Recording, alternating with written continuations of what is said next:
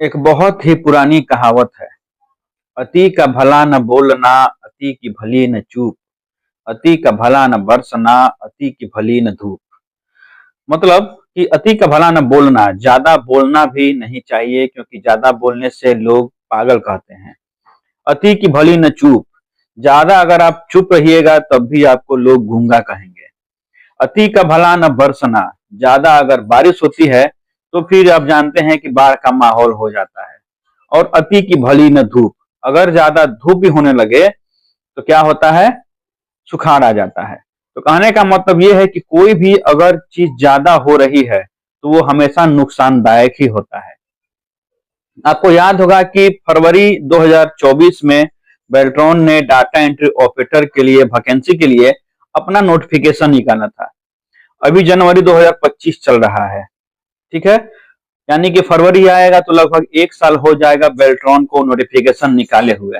अभी तक आप हैरान रहिएगा जानकर कि बेल्ट्रॉन ने पूरी एग्जाम की प्रक्रिया तक पूरा नहीं किया है। अब आप सोच सकते हैं कितनी तेजी से बिहार सरकार या फिर बिहार सरकार के जो नुमाइंदे हैं वो कितनी तेजी से आपको नौकरी देने की कवायद शुरू कर रहे हैं। शर्म आती है यह कहते हुए कि 1 साल हो गया और 1 साल में पूरा एग्जाम भी कंप्लीट नहीं हो पाया। अब जानते हैं कि 7 और 8 अक्टूबर का एग्जाम कैंसिल हुआ था। उस एग्जाम को कराने के लिए बेल्ट्रॉन ने अपने वेबसाइट पर नोटिफिकेशन जारी किया था कि 30 नवंबर को वह एग्जाम फिर से होगा। किसी कारणवश वो एग्जाम को रद्द कर दिया गया। फिर बेल्ट्रॉन ने कहा कि हो सकता है कि जल्दी हम एग्जाम लेंगे। बेल्ट्रॉन ऑफिस बार बार बात करने पर बेल्ट्रॉन यही कह रहा था कि दिसंबर के लास्ट तक एग्जाम हो जाएगा। अब बेल्ट्रॉन यह बोल रहा है बार बार फोन करने पर कि 7 जनवरी तक एग्जाम हो जाएगा, तो फिर 15 तक नोटिफिकेशन निकालेंगे, 30 जनवरी तक हो जाएगा। यानी जितना बार आप कॉल कीजिएगा बेल्ट्रॉन के ऑफिस में उतना बार आपको अलग अलग रिप्लाई मिलेगा। अभी मैंने बेल्ट्रॉन ऑफिस बात किया था, आप लोग बार बार कमेंट कर रहे थे कि कुछ अपडेट दीजिए, कुछ अपडेट दीजिए। एक बात समझ जाइए कि जब तक कोई ऑथेंटिक न्यूज नहीं आता है, जब तक बेल्ट्रॉन के ऑफिशियल वेबसाइट पर कोई भी न्यूज नहीं आता है, तब तक हम कोई वीडियो बना ले उसका कोई मतलब नहीं रहता है। खैर, आपके कहने पर हमने बेल्ट्रॉन ऑफिस बात किया, वहां से यही कहा जा रहा है खिचड़ी बात, जरूर कोई अपडेट मिलेगा। बेल्ट्रॉन को ऑफिशियल वेबसाइट विजिट करते रहिए, वहां पर कोई अपडेट दिया जाएगा। एग्जाम आपका जनवरी में ही होगा। भगवान करे कि एग्जाम जनवरी में हो जाए, फरवरी में रिजल्ट आउट हो जाए, मार्च या अप्रैल से आप लोग का ज्वाइनिंग चालू हो जाए। अब हमें एक बात समझ में नहीं आ रहा है कि आखिर इतना एग्जाम में लेट हो क्यों रहा है। ये तो कोई आईएएस आईपीएस का एग्जाम है नहीं कि सरकार फूक फूक कर कदम रख रही है। आउटसोर्स कर्मी के लिए बहाली हो रहा है। आउटसोर्स कर्मी के बहाली के लिए इतना तामझाम क्यों? आप जानते हैं कि बेल्ट्रॉन का फॉर्म डाटा इंटरप्रेटर का जब भराया गया था, नोटिफिकेशन जारी हुआ था, अब सरकार कहती है कि आप बेल्ट्रॉन के कर्मी नहीं है, आप एक आउटसोर्स कर्मी है।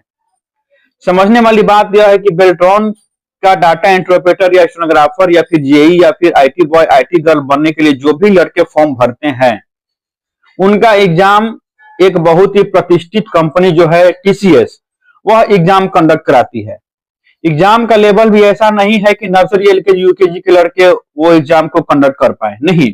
एग्जाम का लेवल भी मॉडरेट टू हाई लेवल का होता है, यानी कि अच्छे अच्छे लोगों का पसीना छूट जाए वो एग्जाम देने में। 60 क्वेश्चन रहते हैं कंप्यूटर से। टाइपिंग स्पीड भी ऐसा नहीं है कि आप 15-20 का स्पीड मार दिए और पास हो गए। टाइपिंग स्पीड भी आप समझ जाइए कि आपको हिंदी में 25 वर्ड पर मिनट लाना ही होता है और इंग्लिश में 30 वर्ड पर मिनट आपको लाना ही होता है। इतना टफ एग्जाम आप पास करते हैं तब जाके आप कहीं डाटा इंटरप्रेटर बिहार बेल्ट्रॉन का आप बनते हैं। लेकिन फिर जब आपको ज्वाइनिंग लेटर मिलता है तो वहां पर साफ तौर पर लिखा जाता है कि आप ना तो बेल्ट्रॉन के कर्मी हैं, ना ही बिहार सरकार के कर्मी हैं, आप बाह्य सेवा प्रदाता के कर्मी हैं। यानी कि आप सीधे तौर पर आउटसोर्स कर्मी घोषित कर दिए जाते हैं। तो जब आउटसोर्स कर्मी ही घोषित करना है तो इतना तामझाम क्यों? ये एग्जाम लेने में 1 साल क्यों? और ऐसा भी नहीं है कि एग्जाम लेने के तुरंत बाद आपको ज्वाइनिंग मिल ही जाएगा। रिजल्ट आउट होगा, रिजल्ट आउट अभी जानते हैं कि आपका एग्जाम जो भी एग्जाम होने वाला है वो एग्जाम होगा। उसके बाद 15-20 दिन बाद आपका जारी होगा आंसर की। आंसर की से आप मिलाएंगे कि आपका कितना क्वेश्चन सही है, कितना गलत है। कोई ऑब्जेक्शन करना होगा तो आप ऑब्जेक्शन कर सकते हैं। उसके बाद ये होगा कि आपका फिर जो मेरिट लिस्ट होगा वो जारी होगा, यानी कि आपका एक्चुअल जो पैनल होगा वो जारी होगा। अब पैनल जारी होने के बाद आपका धीरे धीरे ज्वाइनिंग होगा। ऐसा नहीं है कि अगर 20 साल के उस पैनल में नाम आ गया, पास हो गए तो 20,000 का एक ही बार ज्वाइनिंग हो जाएगा, नहीं। धीरे धीरे जिस विभाग से रिक्वेजिशन जाएगा बेल्ट्रॉन के पास, वो विभाग में बेल्ट्रॉन अपना धीरे धीरे बहाली करवाएगा। ऐसा भी नहीं है कि आप एक बार ज्वाइनिंग करवा देंगे। तो इतना तामझाम आखिर करने की आवश्यकता क्या है? बारी बारी से ही सही आप बेल्ट्रॉन को ऑफिस से बुलाकर सारे लड़कों का एग्जाम ले लेते। ज्यादा बच्चे तो बचे हुए होंगे नहीं, कोई भी एक आप कंपनी को दे दीजिए एग्जाम लेने के लिए, वो एग्जाम आपका ले लेगा। रिजल्ट तो आउट कीजिए। जो बच्चे बैठे हुए हैं आज 1 साल से, वो आखिर क्या करें? जब एक लड़का फॉर्म फिलअप करता है तो उसके मन में बहुत सारे सपने होते हैं, बहुत सारी जिम्मेदारियां होती हैं। वो सोचता है कि चलो अब थोड़े दिन की बात है, हम फॉर्म भरेंगे, एग्जाम अपना कंडक्ट करेंगे, एग्जाम पास करेंगे, ज्वाइनिंग लेंगे और अपना जो दिनचर्या है उसको अपना हम सुधार लेंगे। बहुत बच्चे ऐसे हैं जिनकी शादी नहीं हो पा रही है नौकरी नहीं लगने की वजह से। वो यह सोच रहे हैं कि एग्जाम निकाल लेंगे, उनकी शादी हो जाएगी। बहुत बच्चियां ऐसी हैं जिनका शादी नहीं हो पा रहा है, तो सोच रही है कि मैं एग्जाम निकालने के बाद ही अपना शादी करूंगी। बहुत बच्चे ऐसे हैं जिनके ऊपर पिता का साया नहीं है, वही एक कमाने वाले हैं अपने घर में। वो यह सोच रहे हैं कि कहीं से नौकरी लग जाता, 10-15 हजार का आमदनी हो जाता कि वो अपने परिवार का भरण पोषण कर सके। तो क्या बिहार सरकार के जो उच्च पद पर जो लोग विराजमान हैं, उनको इन बच्चों का दर्द नहीं दिखाई दे रहा है क्या? क्या उनके घर में परिवार नहीं है क्या? उनको भी सोचना चाहिए कि जो 4.5 लाख बच्चे फॉर्म भरे हैं, उनके ऊपर कुछ जिम्मेदारियां होंगी, तभी वो फॉर्म फिलअप कर रहे हैं। तो इतना लेट आखिर क्यों किया जा रहा है? बिहार में शासन प्रशासन जो भी है उसका देख रेख कोई करने वाला नहीं है, और सरकार अपना पीठ थपथपाती है कि हमने इतना नौकरी दे दिया, इतना नौकरी दे दिया। और नौकरी दे कहां दिया? 4.5 लाख बच्चे तो वेट कर रहे हैं कि उनका आउटसोर्स पे नौकरी मिल जाए कम से कम, वो भी तो आप नहीं दे रहे हैं। जो पहले से मलाई खा रहे हैं उनको और आप ज्यादा मलाई दे रहे हैं। जो पहले से शिक्षक भर्ती पास किए हुए हैं, आप उनका सक्षमता परीक्षा लेकर उनको और ग्रेड अपग्रेड कर रहे हैं, उनको आप नौकरी दे रहे हैं और बोल रहे हैं कि हमने इतना नौकरी दे दिया। बाकी जो गरीब गुरबा बच्चा है, जो कि छोटा छोटा फॉर्म भर के अपना जीविकोपार्जन करना चाहता है, उसका तो आपको चिंता है नहीं, उसके लिए तो आप कुछ कर नहीं रहे हैं। 1 साल हो गया फॉर्म फिलअप किए हुए, अभी तक कोई चिंता नहीं है कि कब उसका रिजल्ट देना है, कब उसको ज्वाइनिंग देना है।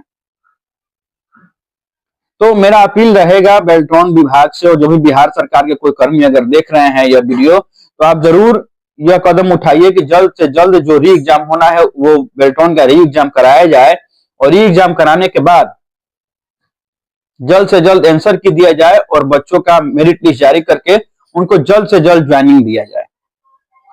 और अगर बेल्ट्रॉन के कर्मी के पास से बिल जाता है तो आपसे एक रिक्वेस्ट रहेगा कि कम से कम अपने ऑफिशियल वेबसाइट पर आप एक न्यूज डाल दीजिए कि कब आप री एग्जाम देने वाले हैं, ताकि जो बच्चे वेट कर रहे हैं री एग्जाम का, वो कम से कम आश्वस्त हो सके कि हाँ मेरा इस दिन एग्जाम होगा।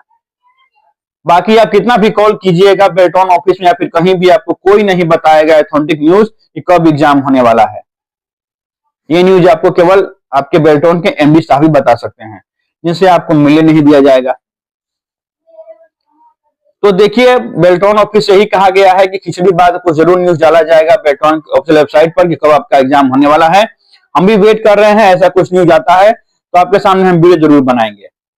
तब तक मस्त रहिए अपने परिवार के साथ, स्वस्थ रहिए। धन्यवाद।